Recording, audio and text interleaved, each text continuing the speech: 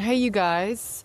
Dr. Val here, your resident spiritual neuroscientist. And today I've got a message for someone who has been like the seeker, okay? The seeker of knowledge, of truth. You've been staying curious, is what I'm saying.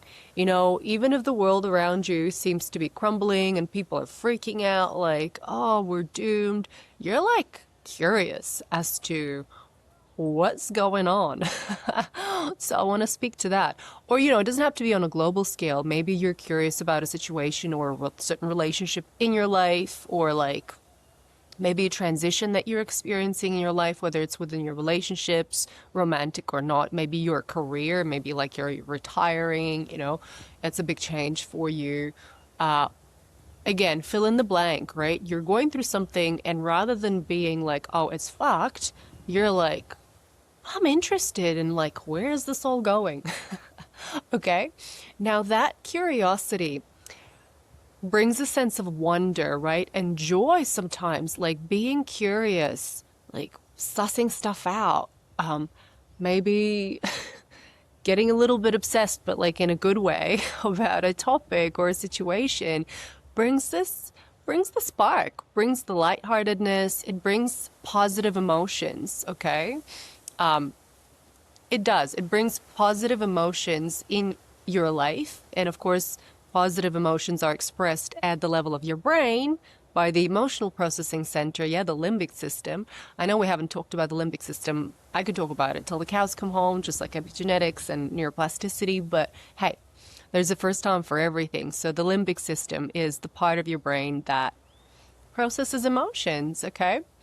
Now, that part of your brain is expressing positive or allowing the expression of positive emotions like joy and pleasure when you get curious about a situation rather than being doom and gloom about it. Now, we've all been doom and gloom about situations in our life. Nothing wrong with that.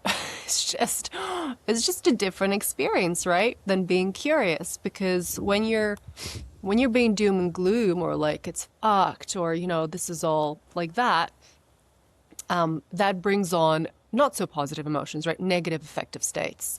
And then the experience is slightly different. Now we have a choice about how we experience our life, whatever, no matter what's happening in it, right? So take the situation that you're dealing with, and you've got this choice of how you want to experience it.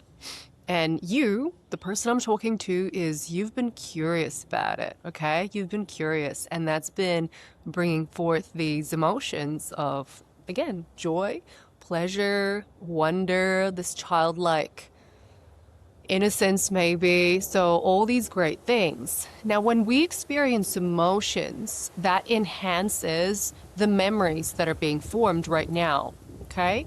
And this coupling of emotion with a memory of an experience strengthens the memory. And that's the basis of things like post traumatic stress disorder, as well as the most joyful experiences of your life. You remember those because there was this strong emotion associated with the experience. And isn't it great? Isn't it great that you are forming the memories in that way right now? Like whatever it is that you're dealing with, that you're curious about, you're forming these memories that will last you a long time, that perhaps you'll be able to share with other people down the track, whether it's, I don't know, your grandchildren, or maybe just like, I don't know, on a public scale, we don't know. But I get a good feeling. I get a good feeling. So I want to acknowledge you. I want to acknowledge you for staying curious. You take something, and that's the message I got. And again, if you haven't been that way, there's always the choice to get curious about something.